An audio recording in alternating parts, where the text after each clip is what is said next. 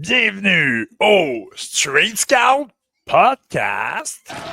As the Canadian fans come alive, and for the first time ever, Canada back-to-back gold medals at the Under-18 World Hockey Championship. And they mob the goalie, Jack-Ivan Kopic, a shutout in the semifinal and a shutout in the gold medal game. Eh bien oui, Jack Ivankovic dans un blanchissage, pas le blanchissage le plus difficile de sa carrière, mais dans un blanchissage de 7-0. Oh yes! On a eu une passe de toucher de Brady Martin à Lev Katzin et on a eu une transformation qui a été convertie suite à un botté de Quinn Beauchesne. Non, c'est pas vrai, mais 7-0 la finale du Canada contre la Suède. Le championnat mondial des moins de 18 ans est maintenant terminé depuis hier. Donc, pour discuter de cette dernière journée très excitante, très glorieuse pour le Canada, ben, je suis avec mon frère Alexandre Brabant pour en discuter. Comment vas-tu, mon ami? Ça va super bien, tout mon homme. Ça va super bien. Le championnat mondial, comme je viens de le dire, est terminé. Donc, on a des évaluations qui sont désormais terminées aussi. Ça fait spécial là, de voir des joueurs que tu as regardés toute l'année, que leur saison se termine. Ça veut dire que le repêchage arrive à grands pas. Donc, ça l'approche. On fait du scouting toute l'année pour ce moment-là. Bref, ça va être très excitant les prochains jours, même s'il y a beaucoup de joueurs qui ont terminé leur saison. Il y en a d'autres qui sont encore en série dans la CHL. On s'en va en grande finale dans les différentes ligues. La Coupe Memorial, elle arrive à grands pas à Rimouski. Bref, du gros stock pour vous autres pour les prochains mois. Revenons à la conclusion du tournoi hier. Avant de parler plus profondément de la victoire écrasante du Canada, 7-0, il y a eu un match pour la médaille de bronze qui a eu lieu plus tôt en journée. C'était entre la Slovaquie qui s'était inclinée 4-0 contre le Canada en demi-finale et les États-Unis ils avaient perdu combien eux autres en demi-finale contre la Suède? 4-3? 4-3 têtes. 4-3 têtes. Pas un petit net à la fin. Bref. Non, 4-3. Mais dans un match très serré, victoire de 4-3 de la Suède contre les États-Unis. Les États-Unis avaient battu la Suède auparavant 6-3 en ronde préliminaire. Bref, les États-Unis, quand ils ne jouent pas pour la médaille d'or à ce tournoi-là, c'est synonyme d'échec automatiquement. Donc, les Américains, dans ce match de la médaille de bronze-là, sont vraiment arrivés très, très flat là, sur la patinoire-là. C'est un classique là, d'une nation favorite qui joue un match qui ne veulent pas jouer. Là. Les États-Unis s'en foutent de la médaille de bronze. Donc, puis de l'autre côté, on avait la Slovaquie qui arrivait en demi-finale, qu'eux, ils fightent de fighter pour une médaille, c'est une grande réussite. Donc, on a eu un excellent match entre les deux équipes. En bout de ligne, le talent l'a emporté en prolongation sur un but de Benjamin Kevin qui a joué, je pense, 8 minutes dans le match. Première présence en prolongation. Benjamin Kevin pénètre dans la zone, prend un défenseur comme écran, un bon lancer qui a battu le gardien Michael Pradel, qui a été relativement décevant dans cette rencontre-là. Vous irez voir le premier but américain, c'est l'œuvre de Blake Fedler.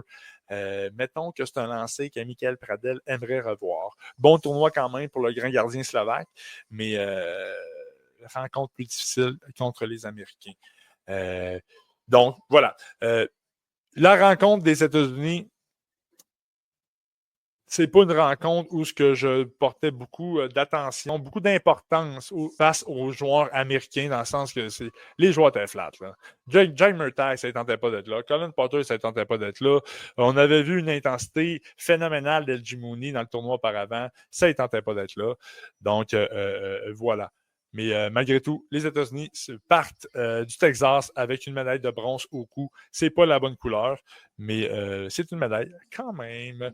De l'autre côté, Slovaque, malgré la 4e position, gros match de Jan Chauvin. Dans les rencontres, par exemple, dans les rencontres de demi-finale, finale, les rencontres très importantes, sans lendemain, un joueur comme Thomas Schrenko, qu'on vous a parlé dans les derniers épisodes, moi, je l'ai trouvé extrêmement décevant dans ces deux rencontres-là. Dans les matchs... c'est important. Les grosses équipes qui pratiquent un jeu un peu plus robuste, Schrenko devient un petit peu plus tranquille. Donc, mais Jan Chauvin s'est illustré hier et Mikael Zversek, Puis on en parlait au dernier épisode, comme un joueur qui avait un tournoi décevant. Puis avec raison, là, c'est vrai que son tournoi était décevant, mais il a joué un très, très, très bon match, marquant 2 buts au passage.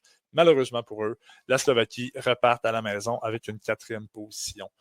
Avant de passer Canada, Suède, as-tu des joueurs que je n'ai pas parlé que tu aimerais nous partager avant de passer à la grande finale? Tu parles dans le match Slovaquie.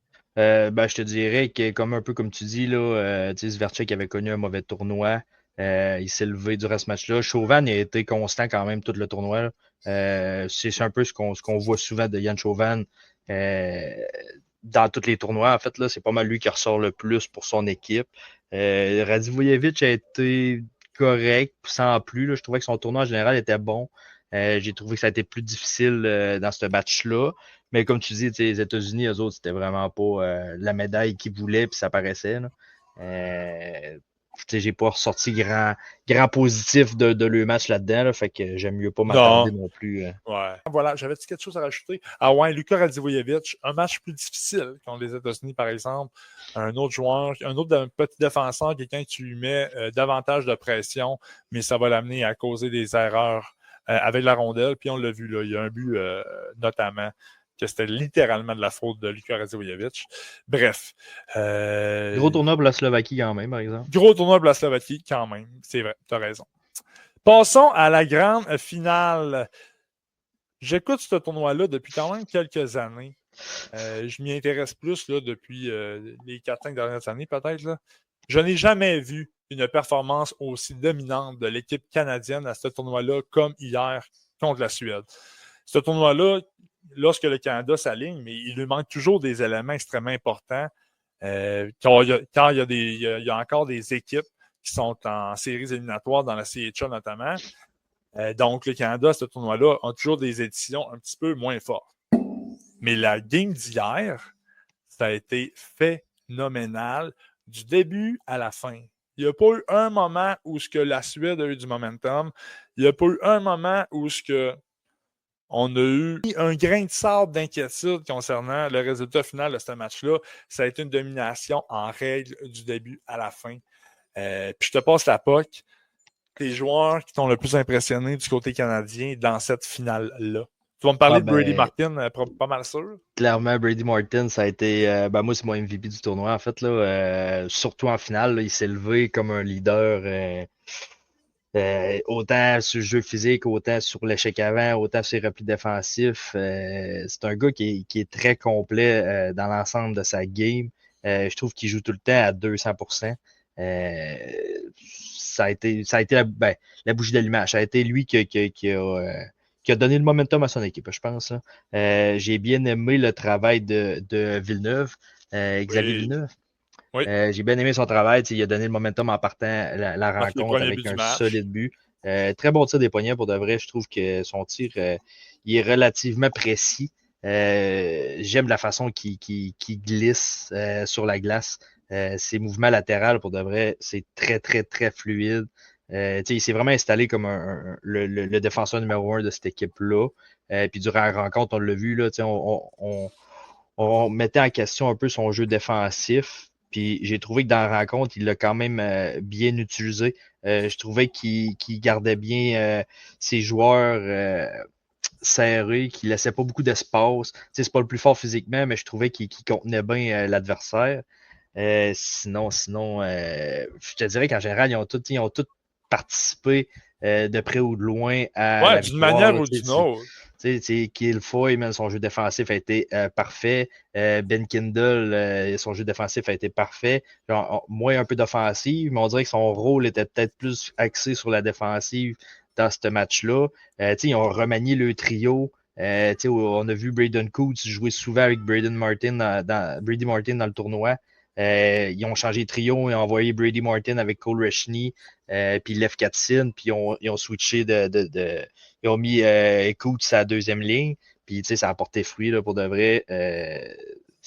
Vite de même, là, je peux pas te dire. Il y a Quinn Beauchesne. Là. Quinn Beauchesne, c'est vraiment pas mon préféré, je te dirais. Là. Causé quelques revirements en première période. Là. Frondel, il a pris de vitesse à une reprise. Ivankovic a fait les arrêts, même si c'était rien d'extrêmement menaçant. Non, pour de vrai, ça a été. Ouais, pour de vrai, ça a été une domination de A à Z. Ils ont même pas, je pense qu'ils n'ont même pas regardé en arrière une fois durant la rencontre. Ils ont été à fond toute la game. Puis ça a porté fruit pour de vrai. Sur papier, c'est pas une édition que tu dis waouh, mais ça a été extrêmement efficace. Hein. Oh oui, on n'avait pas de Gavin McKenna comme l'année passée. On n'avait pas de Connor Bedard comme il y a quelques saisons. Mais écoute, ça a été une édition du Canada où la domination a été le plus marquée des dernières années. Là. Cette édition-là, c'était fou. Puis, édition 2025, les U18 ont réussi à faire ce que l'édition 2025 U20 n'ont pas fait. Ils ont amené un groupe de joueurs et ils les ont fait accepter des rôles. Tu sais, Liam Kilfoyle, là, à Halifax, il y a un rôle de premier trio, de premier avantage numérique. C'est l'offensive passe par lui. Il est arrivé avec le Canada et il a accepté un rôle sur le désavantage numérique, un rôle défensif sur le quatrième trio et il l'a fait très bien. J'avais comme l'impression, au dernier U20, j'avais l'impression que c'était une gang de superstars qui arrivait, puis tous les superstars voulaient être des superstars, puis tu sais, il n'y avait aucune. Entièrement d'accord. Ouais, c'est ça, il y avait. Ouais, voilà. On s'attendait. Vas-y. Ouais, non, mais c'est ça. En fait, je voulais énumérer différents rôles, mais c'est tous les joueurs. Matthew Gard sur le quatrième trio, il y avait vraiment un rôle d'imposer du momentum, d'imposer son jeu physique. Bref, tout le monde a bien répondu dans leur force dans cette édition-là du Canada. Et c'est pour ça qu'on a remporté une médaille d'or très facilement parce que chaque équipe du Canada, si tout le monde joue leur meilleur hockey, mais le Canada va remporter des médailles d'or à tous les tournois. Clairement, mais tu sais, sur papier, on parle justement, la Suède, sur papier, était clairement favori pour remporter ce tournoi-là. Puis pour de vrai, le Canada, ils les ont muselés. Ça a été incroyable. C'était fou. Parle-moi-en de la Suède, là, un 7-0 comme ça, c'est sûr que il y a beaucoup de déceptions. Tes déceptions de ce match-là du côté suédois? Je te dirais que c'est dur de ressortir de quoi de positif de ce match-là pour la Suède. Là. Ça a vraiment été difficile dans l'ensemble de l'équipe. Négativement, je vais commencer par Frundell. Frundell, son tournoi en général, je trouve que ça n'a pas été un tournoi facile. Il était là pour se mettre en vitrine pour le repêchage, ou que toutes les deux, on l'a quand même super haut. Puis, je m'attendais à beaucoup de Frundell, puis je trouve qu'il m'en a vraiment pas montré. Il y a eu des beaux flashs en première période. Il a causé quelques opportunités offensives. Admettons, là, je trouvais qu'il rentrait en force en zone. Il drivait le filet. Il a causé une ou deux punitions. Je pense en première période, il a causé une punition, me semble. Mais après ça, il s'est tranquillement pas vite, il s'est effacé. Des gars comme Philippe Ekberg, là, en finale, tu n'as pas vu ça de la game. Ivar Stenberg non plus. Boumedienne, il y a eu de la misère aussi. Le Canada était souvent dans la zone offensive. Boumedienne était surchargé. Du positif, pour de vrai, j'en vois vraiment pas. Aaron Stam a été mauvais devant le filet. Oui, vraiment. C'est un peu des deux sens où que le Canada il a tellement bien joué, puis où que la Suède savait plus quoi faire à un moment donné, que c'était comme. Ouais, c'est ça. Le Canada a tellement bien joué que la Suède n'avait aucune solution. Clairement. Pour recommencer à travailler dans leur force. Bref. C'était fourette. Moi, c'est Carl Hanborn, que même s'il a fini moins 4 hier, c'est le seul défenseur que je trouvais qui était capable d'arrêter par moment les grosses attaques du Canada. Puis en plus, Hanborn, qui jouait sa première paire de défenseurs suédois, jouait dans les gros trios adverses. Moi, c'est ça, tu l'as dit, Ekberg, malgré son 18 points en 7 matchs. Il y a un bon tournoi avec Ekberg, c'est pas ça que je dis, mais en finale, quand le Canada... tu l'as très bien dit, là, c'était un fantôme. Moi, Boumedienne, je l'ai trouvé ordinaire hier. Encore une fois, je le répète, mais quand tu mets de la pression sur ces joueurs-là ou ce que tu leur enlèves un temps de réaction, les Suédois faisaient beaucoup d'erreurs. Le Canada, c'était la seule équipe de ce tournoi-là qui pratiquait vraiment un style nord-américain, là, un style qui s'apparente beaucoup à NHL, là. T'sais, on dompe ça dans le fond, on met de la pression, l'échec avant, on fait parler nos épaules. Le U18 en temps normal, puis même encore cette année, c'est un tournoi beaucoup plus de finition. Les petits skillés, c'est un tournoi qui les met en valeur. on n'en parlera pas, mais comme un gros défenseur comme Radin Merka, bon, il a connu un tournoi coup ça, mais c'est un peu normal. Le U18, c'est ça. Mais le Canada, eux, dans leur style de jeu un peu plus robuste, un peu plus intense, voilà. C'est en bout de ligne, ils ont gagné, puis ils ont gagné à cause de ça, parce que tu l'as très bien dit. Malgré le fait qu'on aimait le line-up du Canada, celui des Suédois et celui des Américains étaient favoris là, par rapport au Canada. Donc voilà, belle victoire du Canada. C'est la première fois de l'histoire du championnat mondial des U18 que le Canada remporte 2 médailles d'or consécutives. Ça me donne espoir. Ça me donne espoir parce que ces 2 groupes-là, mais ça va être nos prochains joueurs au championnat mondial des U20. Puis eux autres, ça leur en prend de l'amour parce que eux autres, ils ne sont pas capables de battre la Tchéquie en quart de finale. Donc, on peut espérer une prochaine médaille d'or, peut-être l'année prochaine au Minnesota, lors de la prochaine période des fêtes. Donc voilà, bravo encore une fois à tout le groupe d'entraîneurs, à toute l'organisation du Canada. Une médaille d'or canadienne, peu importe le tournoi, peu importe le sexe. C'est toujours une grande joie dans mon cœur. Parlons maintenant un peu plus des autres formations, un peu plus de nos honneurs individuels de ce tournoi-là. Donc, par la bande, on va vous parler de plusieurs espoirs admissibles au prochain repêchage. Sur notre page Facebook, hier, j'ai publié, comme un peu je fais à tous les tournois internationaux, mes 3 étoiles par nation, 2 équipes d'étoiles par la suite avec mon meilleur défenseur, mon meilleur attaquant et mon meilleur défenseur, meilleur attaquant et mon MVP. Donc, je vais passer rapidement là, les 3 étoiles par nation là, parce qu'il y a plusieurs joueurs qu'on s'en calisse là-dedans. Mais on vous en a parlé dernier épisode. Grosse surprise, hein? La Suisse est reléguée l'année prochaine. Ce qui est quand même très, très, très impressionnant. Qui se sont inclinés en fusillade contre la Norvège lors du match de la relégation. Première étoile de la Suisse, Jonas Noen-Schwander, le grand attaquant de 15 ans. Espoir admissible en 2027. Un bon prospect. Là, il y a vraiment un gabarit très impressionnant. Florian Schenk, ma 2e étoile. Et Mike Hallishman, ma 3e étoile de la Suisse. On n'en parle plus. La 9e, la Norvège. Une belle réussite pour eux de leur maintien dans leur groupe mondial. Mikael Eriksson, espoir 2025, ma première étoile de cette équipe-là. Niklas Aram Olsen, espoir de très grande qualité pour le repêchage 2026 de la Ligue nationale, ma 2e étoile. Et le gardien Félix Timraz Westin, gardien norvégien qui a obtenu, qui sent encore le caoutchouc aujourd'hui. L'équipe s'est inclinée en quart de finale contre les Américains. La Lettonie qui termine le tournoi au 8e rang. La première étoile, Daniel Serkins, petit attaquant admissible au prochain repêchage que j'aime beaucoup. Il bloque des shots, très intelligent, une bonne tête de hockey, très bon défensivement, talent offensif à travailler. La 2e étoile, Martins Klokans. Et la 3e, Oliver Mournieks, un espoir de très grande qualité en vue du repêchage 2026 de la Ligue nationale, mais que Mournieks a connu un tournoi quand même décevant.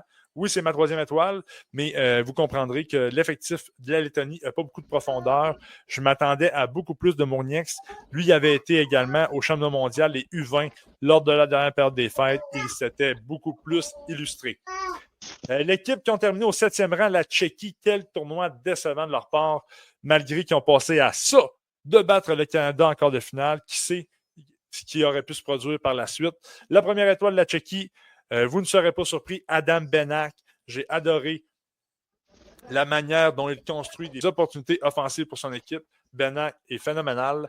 Adam Novotny, la 2e étoile. Et j'ai donné la 3e étoile à mon grand défenseur, Radim Merka. L'équipe qui a terminé au 6e rang, l'Allemagne.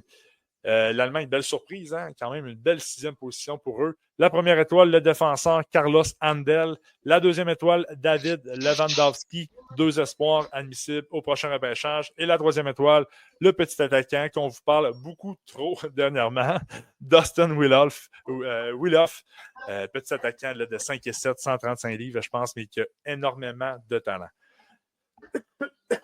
La Finlande qui a terminé au 5e rang. On a une première étoile à Max Vestergaard, une 2e étoile à Lasse Boelius et une 3e étoile à l'attaquant Mathias Vananen. 3 espoirs admissibles au prochain repêchage. Mais l'alignement de la Finlande à ce tournoi-là était très décevant.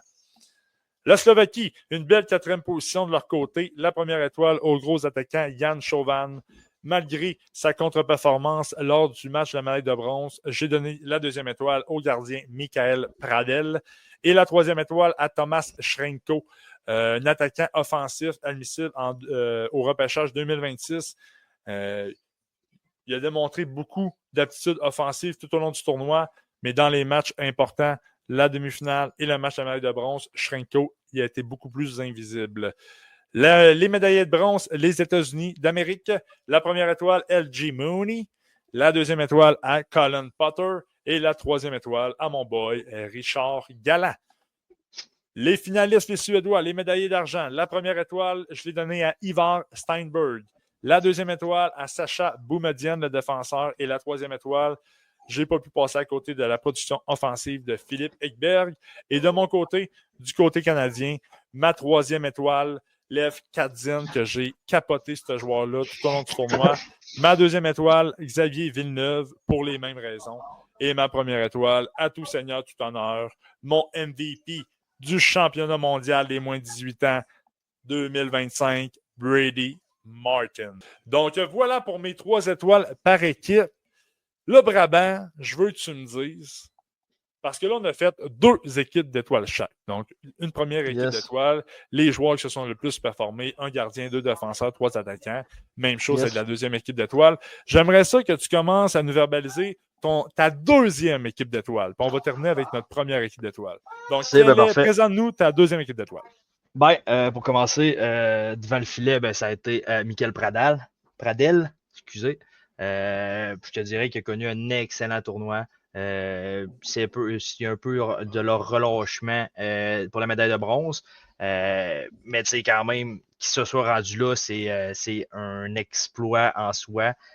Puis c'est en partie grâce à lui qu'ils se sont rendus là. Je ne m'attendrais pas sur un gardien que je suis pas à l'aise d'analyser. Là. Côté défenseur, j'y étais avec Carlos Endel et Lassie Boelius. Lassie Boelius qui a commencé son tournoi relativement tranquille. Puis plus que ça allait, un peu comme à l'habitude que je le vois durant un match, là, je trouvais qu'il analysait beaucoup. Là.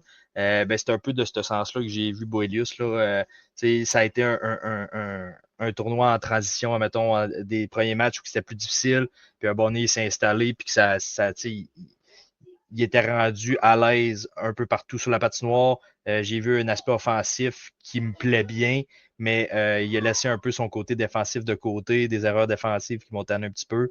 Puis plus que le tournoi avançait, plus qu'il était à l'aise dans ça. Carlos Endel, on parle d'un défenseur qui a une excellente progression. Puis le nom qui me vient en tête, c'est Carlos Endel, là, pour de vrai. Il fait que progresser dans sa game. Il est utilisé à toutes les sauces, en avantage numérique, en désavantage numérique, à 5 contre 5, il affronte les gros joueurs. Puis durant le tournoi, il a tout le temps été présent. Mais tu le projettes-tu dans les NHL, toi, Yandel? En fait, on peut le projeter, mais ta projection, est-tu genre facile avec? Non, elle n'est pas facile, par exemple. Ça, je dirais pas qu'elle est facile, mais je trouve qu'il y a une progression intéressante qui peut se projeter dans la Ligue nationale, mettons. Dans le sens où s'il continue de se développer, je trouve qu'il y a de quoi à faire. Il y a quand même un bon gabarit. Là, c'est pas un petit défenseur skillé. Je trouve qu'il y a des bonnes bases. Il y a la base pour jouer NHL. Moi, je trouve qu'il est pas assez mine. Mais mettons, là, il y a peut-être ça, là. Tu le repêches en quelle ronde? Parce que là, lui, sa saison est finie. Là. Des grosses séries, des moussettes, un gros U18 avec l'Allemagne. Puis il avait été bon avec l'Allemagne au U20. Tu le repêches en quelle ronde? Moi, personnellement, fin de 3e, début de 4e, peut-être. OK. Dans ces eaux-là. OK. Après ça, côté offensif, j'ai eu Colin Potter. Un gars que j'apprécie beaucoup, marchand de vitesse, fabricant de jeu. Je trouve que tout se fait rapidement avec lui. Là, le jeu en transition, il est super rapide. Son talent individuel, il est super bon. Son talent collectif, il est un petit peu moins. Mais je trouve que tu voyais très bien que lui, il avait joué NCAA puis qu'il jouait avec du monde qui jouait plus du USHL ou du programme. Là. Fait que, tu voyais qu'il y avait comme une coche on dirait qu'il analyse la game un petit peu plus vite que toute l'équipe, admettons. Après ça, j'avais Adam Benak, là, pour de vrai, un des meilleurs fabricants de jeux de ce repêchage-là. Dur tournoi pour la Tchéquie, par exemple. Là, l'équipe en général se sont pas toutes présentées. Ça a fait mal, mais Adam Benak était tout le temps là à 100%. Mais c'est un dur tournoi. Puis tu as raison que c'est un dur tournoi avec leur classement et tout, leur classement final aussi. Mais ils ont été dans les matchs. Là. Ils l'ont échappé comme l'Allemagne. Ils ont été dans les matchs. On avait. C'est ça. Mais tu l'as bien dit, il y avait un manque de finition. Tu aurais mis des. Tu sais, je veux dire, j'ai rien contre Vitzaïevski, là, rien contre le gars. Là, il a connu un bon tournoi. Mais tu aurais mis vraiment un bon complément de trio à Benak. Ouais. Ça aurait pu être un tout autre tournoi pour la Tchéquie. Mais tu sais, comme on parle beaucoup de Benak d'habitude, là, c'est un gars qui rend le monde alentour de lui meilleur. Puis c'est un peu ce qui est arrivé avec Vitzaïevski. C'est souvent ça qui se passe. Il l'a fait avec Tettelbach l'année passée. Il rend les autres alentour de lui meilleurs par sa vision du jeu. Le monde a juste besoin de se positionner. Puis Benak qui fait tout. Ils les envoie la rondelle sur la palette. Ils ont juste besoin de finition. Si on parle tout le temps des petits gabarits, c'est tout le temps ça le point d'interrogation qui se penche sur ce genre de joueur-là. On a vu Alexander Zetterberg l'année passée que tout le monde a levé le nez sur lui. On peut-tu penser qu'Adam Benak, ça va être ça qui va arriver? Je veux pas penser ça, là, parce que moi, je l'ai en très haute estime là, à cause de ses forces qui sont vraiment impressionnantes. Là. Puis pour finir, là, j'ai mis le meilleur pointeur du tournoi en Philippe Ekberg. Mis à part ses points, j'ai trouvé que c'est un gars qui savait plus s'impliquer dans le jeu qu'en saison régulière. En saison régulière, je trouvais que son jeu était comme fade un petit peu. Il manquait de pace dans sa game. Mais malgré qu'il manque de pace, j'ai trouvé que offensivement, il a sorti des gros goals, des grosses feintes. Il a passé à travers des défenseurs contre les États-Unis. Là. Je l'ai vu passer à côté de Drew Shock. Drew Shock, gros défenseur physique. Ekberg, il a passé à rondelle entre les patins. Puis c'est beaucoup de finesse. J'ai trouvé qu'il y avait un caractère pas bouillant, mais je trouvais qu'il y avait une intensité dans les arrêts de jeu que souvent on ne voit pas quand tu regardes un chiffre by chiffre, admettons. Je trouvais qu'il y avait une petite intensité que j'ai bien aimé là-dessus. Un gars super tout le temps bien positionné, mais je le vois plus comme un complément de trio qu'un gars qui va fabriquer des choses, admettons. Mais c'est ce qui complète ma deuxième équipe d'étoiles. Je vais leur dire Philippe Ekberg, Colin Potter, Adam Benak, à la défensive, Carlos Endel, Lassie Boelius, puis Michael Pradel devant le filet. Parfait. Pour ma part, ma deuxième équipe d'étoiles, elle ressemble étrangement à la tienne. Hein. On essaie tout le temps de faire des affaires différentes. Ça ne veut dire pas qu'on va être différent aujourd'hui pour qu'on puisse s'ostiner un peu. On s'en ressemble souvent. Également, moi aussi, j'ai Michael Pradel comme gardien. Je pense qu'il y a deux gardiens qui se sont vraiment illustrés du lot parmi les 10 formations dans le tournoi. C'est Pradel et Ivankovic. Donc, c'est logique que ces deux gardiens-là occupent les deux places de nos deux équipes d'étoiles. À la défensive, j'ai Lassie Boelius également. Tu l'as bien décrit, là, au Boelius, en début de tournoi, ça a été plus difficile. Plus le tournoi avançait, plus qu'il redevenait le Lassie Boelius que je place assez haut en deuxième ronde. Mon deuxième défenseur, moi, c'est Sacha Boumedienne. Je n'y ai pas donné un spot sur ma première équipe d'étoiles parce que, sa finale, hier, il m'a déçu. Puis hier, il m'a comme démontré que oui, la projection se fait bien au prochain niveau, mais Colin qui doit encore travailler sa mobilité en général. Là. Il n'est pas lent, là, mais je trouve que quand le jeu là, change de côté rapidement, change de direction vite, là, mais des fois, Boumedienne, il sort de ses patins assez facilement. Mais bon, gros tournoi, production offensive extrêmement impressionnante. Donc, il mérite là, son spot sur ma deuxième équipe d'étoiles. À l'attaque, j'ai également Potter, Benak, pour les mêmes raisons que toi. Pendant que tu parlais de Benak, je réfléchissais, je m'imaginais Benak à la place, mettons, de Ivar Steinberg sur un trio sur un trio avec la Suède, mettons. Mettons, enlève pas Steinberg, là, enlève Wozniak, puis mêlé avec Steinberg puis Frondel. Je pense que Benac, il y a quelque chose de bien électrisant qui pourrait sortir de ça. Fait que Benac, malgré une production offensive qui n'est pas parmi les meilleurs du tournoi, c'est un excellent joueur. Un excellent fabricant de jeu. Défensivement, c'est plus tough, là, mais bon, très électrisant. Donc, j'ai Potter, j'ai Benac et mon troisième, mais c'est Ivar Steinberg. Toi, tu dois l'avoir, c'est ta première. Là. Ouais. Mais Ivar Steinberg, Espoir 2026, il a complètement là, décalissé Viggo Bjork dans la hiérarchie. Là, c'est 2 Espoirs 2026 qui jouaient avec la Suède, même que Bjork est classé plus haut. Steinberg, en tout cas, à l'intérieur de ce court tournoi-là de 10 jours, a été de loin supérieur à Bjork. Puis ça a été pour moi le meilleur attaquant. Je te dirais l'attaquant le plus constant tout au long du tournoi. Oui, Ekberg a fait beaucoup de points, mais Steinberg, sa game en général, je la trouve supérieure à celle d'Ekberg. Puis Frondel, il a été bien trop décevant pour que je le mette dans une de mes 2 équipes d'étoiles. Donc voilà, Ivar Steinberg est le troisième attaquant de ma 2e équipe d'étoiles. Sur papier, ma 2e équipe d'étoiles est de loin supérieure à ma première. Pas de loin, mais on dirait que je la trouve supérieure à ma première. Mais je veux juste rappeler que c'est une équipe d'étoiles à l'intérieur seulement de ce tournoi-là. Alors, vas-y pour ta première équipe d'étoiles. Ma première équipe d'étoiles, devant les buts, c'est Ivankovic, en fait. Là, en fait, j'allais dire pour toutes ces raisons, mais tu sais, il n'y a pas eu un gros challenge en finale, mais tu sais, il a fait les arrêts nécessaires. Moi, je trouve qu'il a connu un bon tournoi dans l'ensemble. C'est sûr qu'il n'y a pas eu beaucoup d'adversité, mais il était présent quand même. Comme tu dis, ça se jouait entre 2 gardiens. Puis Ivankovic n'a pas choke in game. C'est que Pradel l'a fait en médaille de bronze.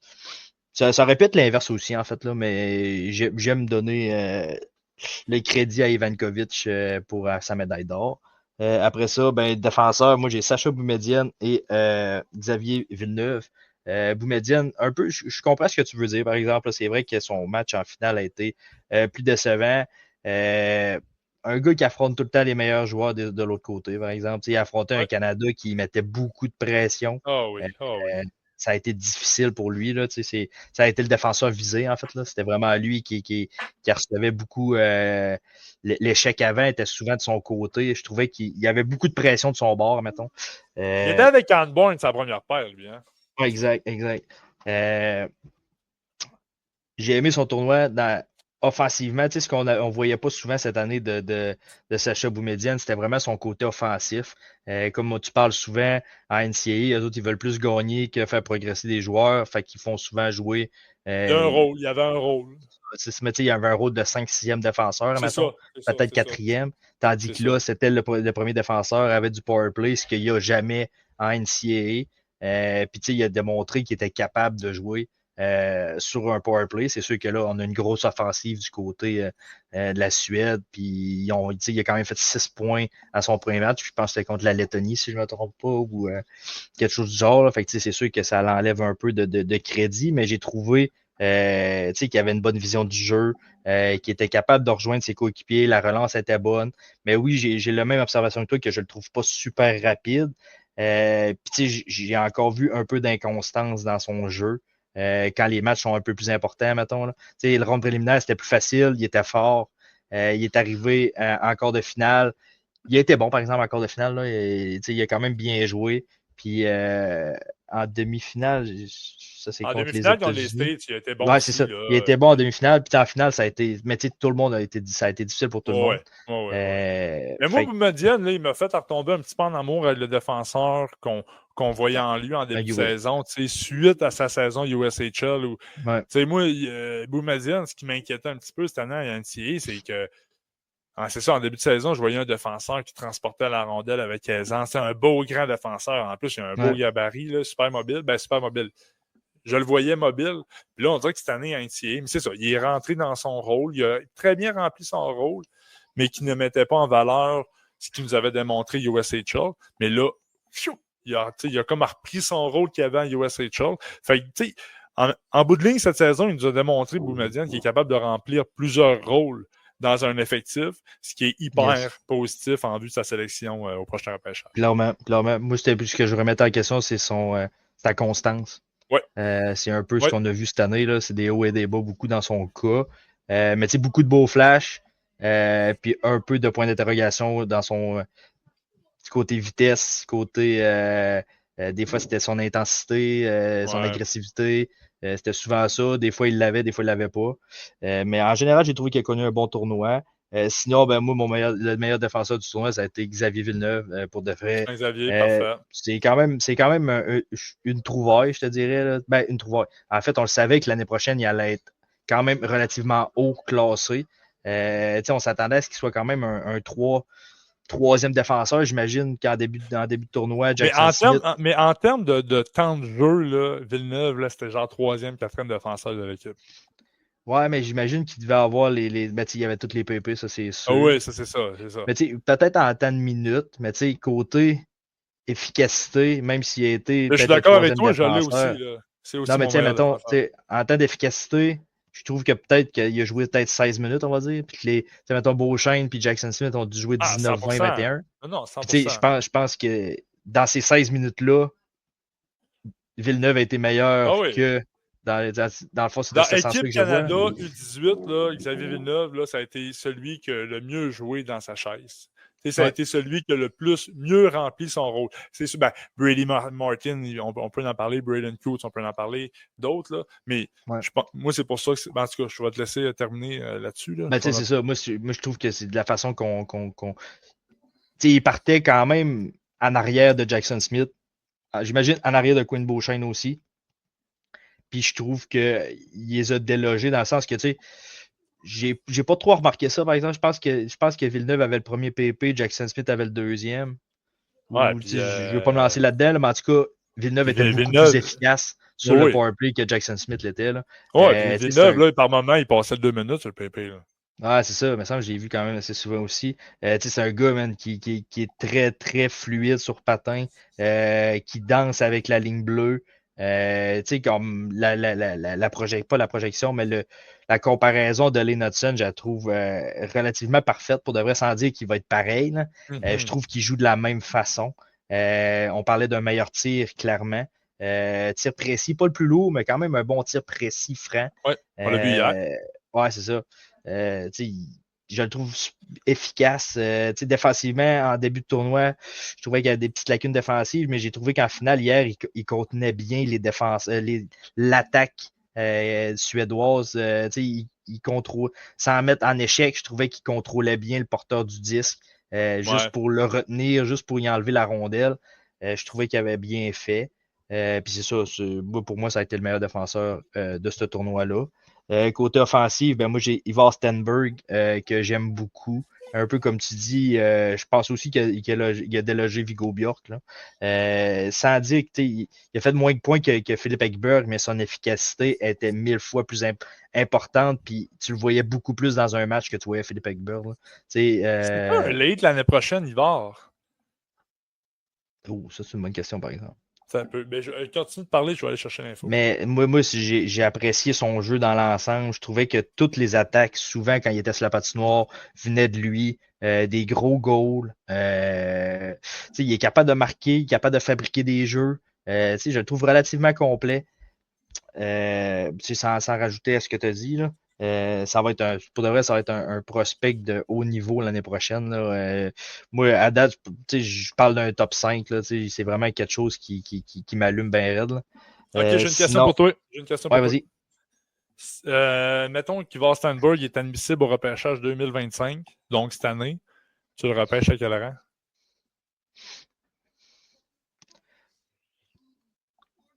Je pense qu'il est rentré dans mon top 10. OK. Parce qu'Ivar Stenberg... mais mettons, même plus que mon top 10, je pense. Parce que il a eu une meilleure... Tu sais, Frondel, tu sais... Vas-y, continue. Tu comprends-tu? Je suis comme embêté parce que, tu sais... Tu prends-tu Frondel ou Stenberg? C'est une bonne... Je pense que je prends Stenberg. Je pense que je prends Stenberg juste parce que, man... Je sais pas, tu sais, moi, j'adore Frondel, c'est un joueur que j'aime beaucoup. Mais j'ai trouvé que Stenberg, pour de vrai... Mais tu sais, encore là, jeu moins physique. Stenberg ressort plus qu'un Frondel sur un jeu moins physique. Comment tu dis? Frondel il est un peu plus physique que Stenberg. C'est étonnant, ces genres de tournois international-là. Là. Je pourrais t'en parler plus l'année prochaine, mais que je me penche plus sur Stenberg là, que Frondel. Mais là, en fait, c'est un peu ça.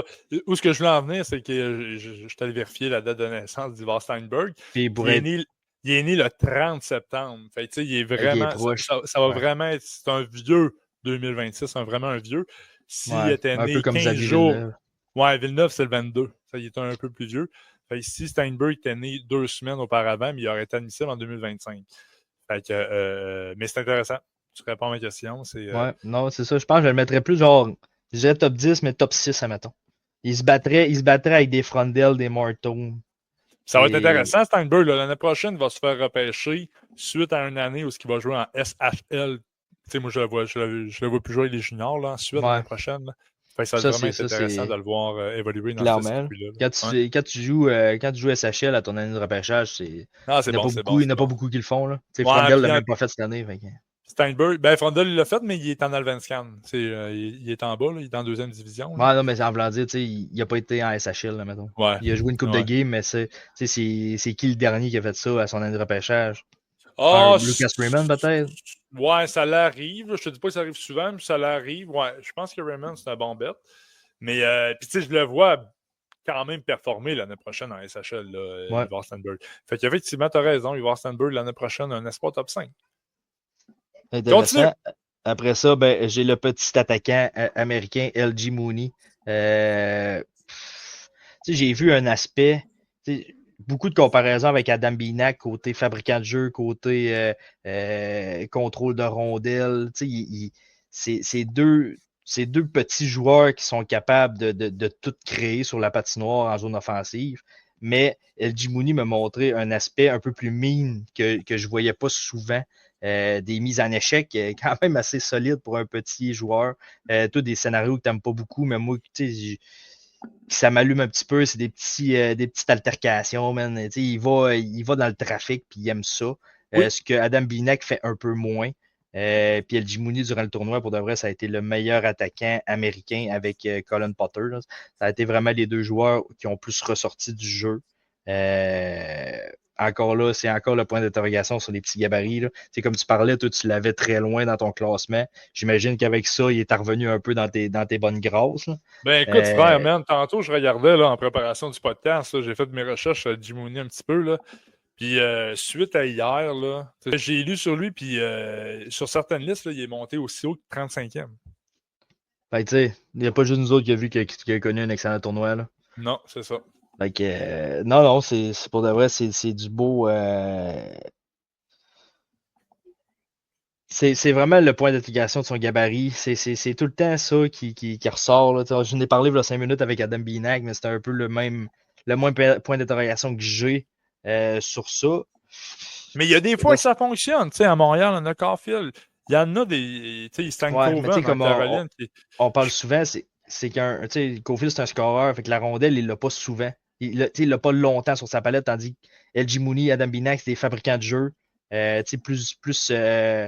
plus portés à se faire frapper souvent parce qu'ils ont plus souvent la rondelle. C'est un peu ça qui me tanne un peu. Ça veut pas dire, tout dépend de leur capacité d'adaptation, mais ça veut pas dire qu'ils vont avoir ce même rôle-là dans la Ligue nationale. Là, non, clairement. Carbonneau, c'est un. Fait tu sais, LG Mooney, je pense qu'il pourrait se développer comme un Logan Stankoven. S'il faudrait s'il ajoute, mettons, de la force physique, là, je pense que ça peut être une courbe de développement qui peut être logique. Mais en même temps, c'est pas des joueurs qui se font frapper souvent non plus. Là. Ils sont tellement intelligents. Mais parce qu'on disait la même chose d'Alexander Zetterberg l'année passée, puis tout le monde a passé à côté. Je pense que LG Mooney et Adam Binak ont un petit up sur Zetterberg. Mais à la limite, Zetterberg aurait pu se faire repêcher 6-7e ronde, puis ça aurait été correct. Mais c'est ça que pour moi, LG Mooney et Adam Binak ont le talent pour se faire repêcher en première ronde. Mais y a-t-il des équipes de la NHL qui vont dire, Chris, il mesure 5 à 6, il mesure 5 à 7. Sur le bout, ils vont glisser 2e, 3e ronde. Je ne serais pas surpris. Je serais content qu'ils soient en première ronde, mais je ne serais pas surpris qu'ils dopent en 2 puis 3e ronde. Puis Mooney, là, ça va, d'après moi, Mooney, ça va être peut-être la 4e ronde même, peut-être la 5e ronde même. Mais tu sais, puis tu fais bien d'amener Zetterberg dans la conversation. Puis je pense que c'est ce que Eddie Mooney a démontré au 18, c'est que Zetterberg, c'était un skill player.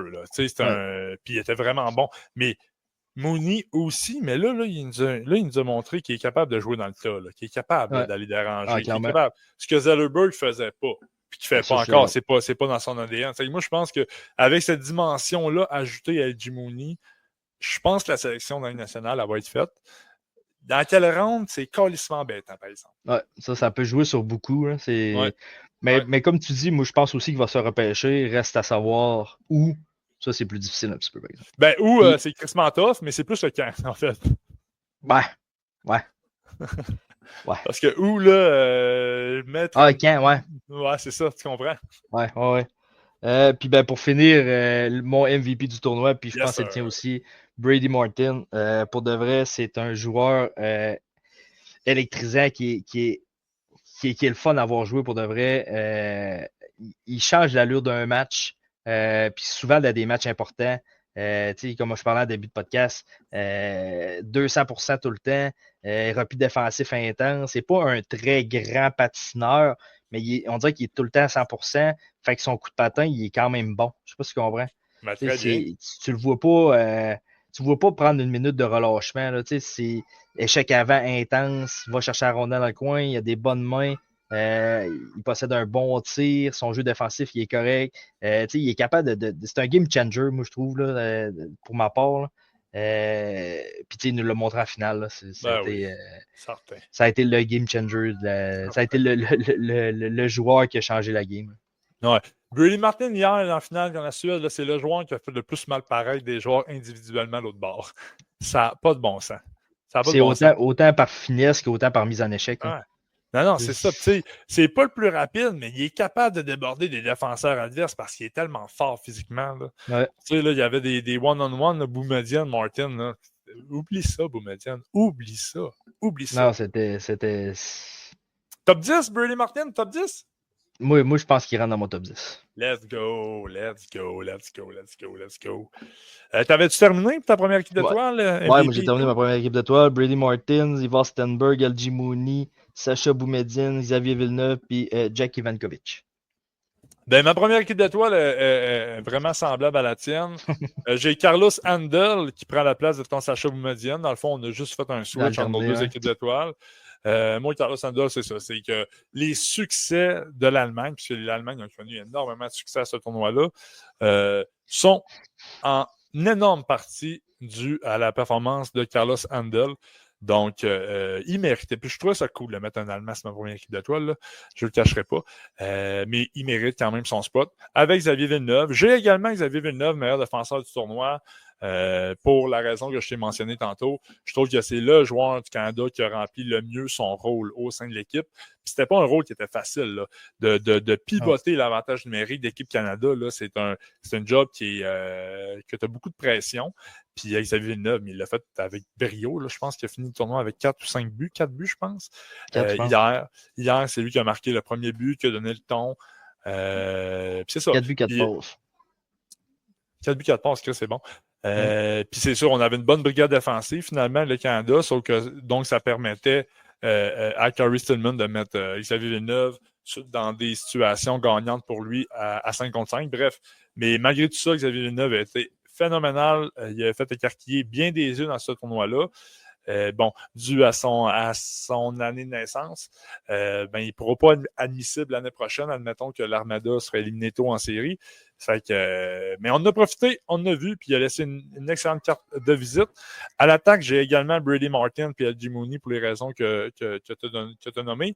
Moi, j'ai Lev Kadin à la place d'Ivar Steinberg. Lev Kadin, il m'a grandement impressionné par sa capacité de fabriquer des jeux, par sa qualité de passe, mais surtout par son temps de réaction extrêmement rapide. La rondelle, quand elle gravite vers la Kadin, c'est pas long que le jeu est effectué, puis c'est souvent un très bon jeu. Je l'ai adoré.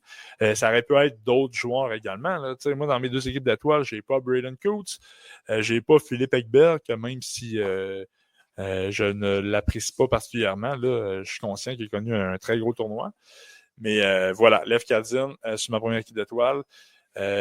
Meilleur défenseur, j'ai Xavier Villeneuve, je l'ai dit. Meilleur attaquant, moi j'ai mis LG Mooney. Je trouve que ça a été le meilleur attaquant en général pendant les 7 matchs de ce tournoi-là. Mais comme MVP, je mets quand même Brady Martin parce que MVP, mais on a aussi l'aspect à quel point le joueur il a été utile pour son équipe. Et je pense que Brady Martin a été plus utile au Canada que LG Mooney l'a été pour les États-Unis. Et Brady Martin a complètement sorti de la suite du match et ça très rapidement. Donc, il mérite pleinement ce rôle de MVP, Brady Martin, qui a été... j'allais dire que c'était le joueur qui a monté le plus dans ma liste suite à ce tournoi-là, mais pas tant que ça, parce qu'il était quand même relativement haut. Mais ça m'amène à une question. C'est toi, avec tout ce U18-là que tu as regardé, y a-t-il un joueur qui a jumpé de manière phénoménale sur ta liste? Je pense qu'on va avoir la même. Carlos Enda. Ouais, c'est ça. C'est ça, très logique. Très logique. En fait, j'en aurais 3, je pense. J'ai Carlos Enda, parce que je pense que le plus gros gap, ça va être Carlos Enda, sans dire qu'il va tomber. Mais tu sais, je me rappelle pas, je pense que je l'avais avant ses playoffs, parce que ses playoffs ont pesé dans la balance pas mal aussi. Là.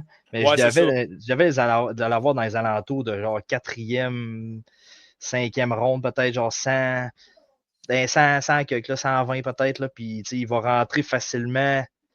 Je ne veux pas me lancer non plus parce que je n'ai pas fini totalement. Là. Mais il va avoir un bon d'environ une trentaine de positions peut-être. Là. Fait que c'est lui qui a sûrement le plus gros gap. Mais sinon, Cole Rechny, ça en est un qui m'a bien impressionné, aussi avec ses playoffs, aussi avec son tournoi. Puis son jeu dans l'ensemble, je le trouve beaucoup plus complet qu'en saison. Fait que, je te dirais que lui, il flirtait avec fin de première ronde, début de deuxième ronde. Puis, sans dire je vais le mettre où, mais je pense que là, il est vraiment là de première ronde.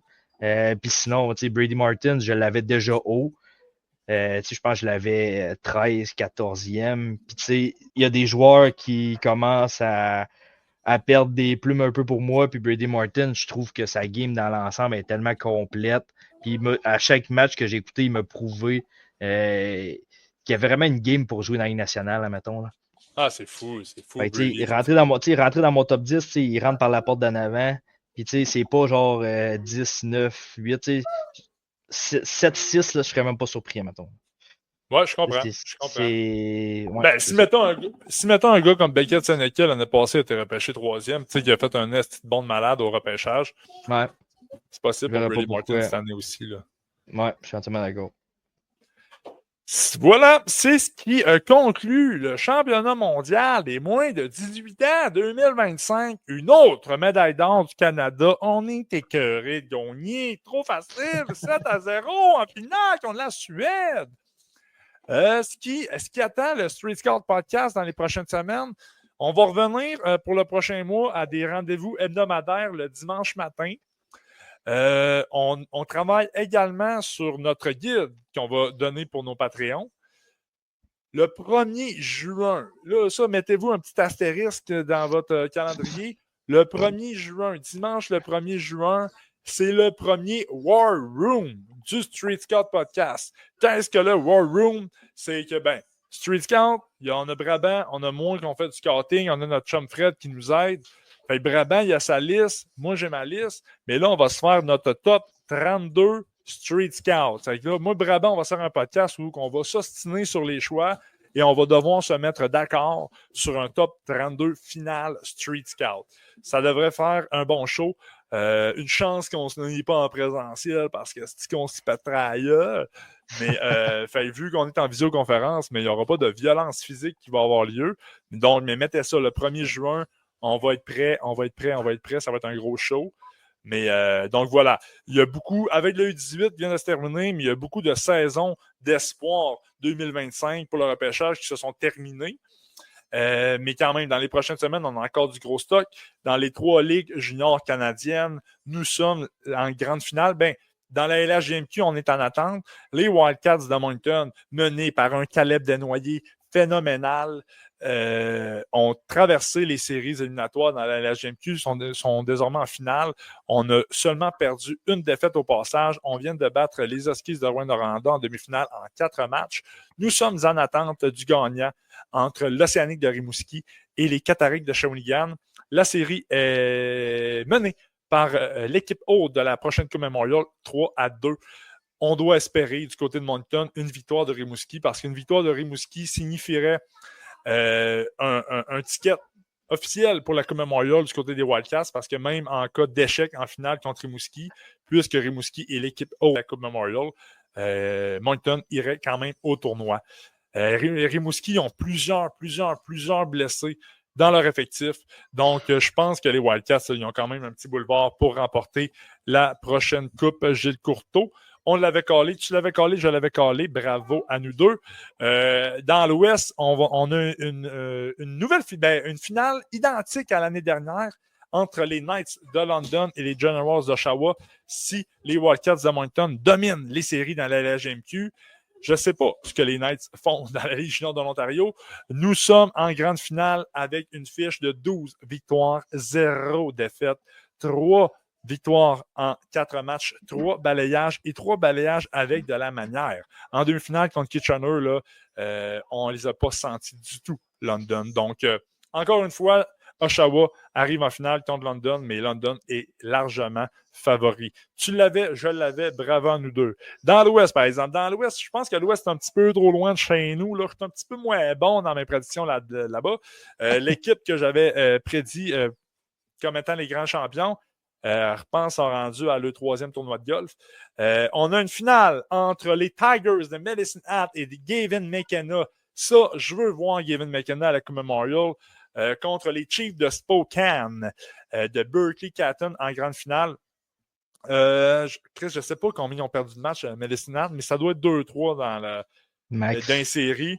Medicine Hat qui ont qui sont favoris également, mais ça devrait être une grosse finale là, dans W. Là. Ouais, ça devrait être pas mal difficile.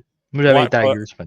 Oui, probablement la plus grosse finale entre les deux ligues, c'est ça. Moi, j'avais les Silver Tips. Toi, tu avais les Tigers de Medicine Hat. Brabant, là, il est sur un chemin pour avoir les prédictions parfaites dans les séries de la CHL 2024-2025. Ça nous prend des victoires des Wildcats, des Knights et des Tigers de Medicine Hat. Donc, dans les prochaines semaines, on va regarder ce hockey-là. On va vous parler probablement beaucoup de Gavin McKenna, de ces formations-là.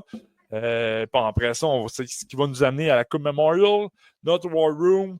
On va faire nos top 32 aussi individuels, ce qui va nous amener au repêchage à la fin juin. Fait qu'on a du gros stock pour vous autres dans les prochaines semaines au Street Scout Podcast. Bye bye.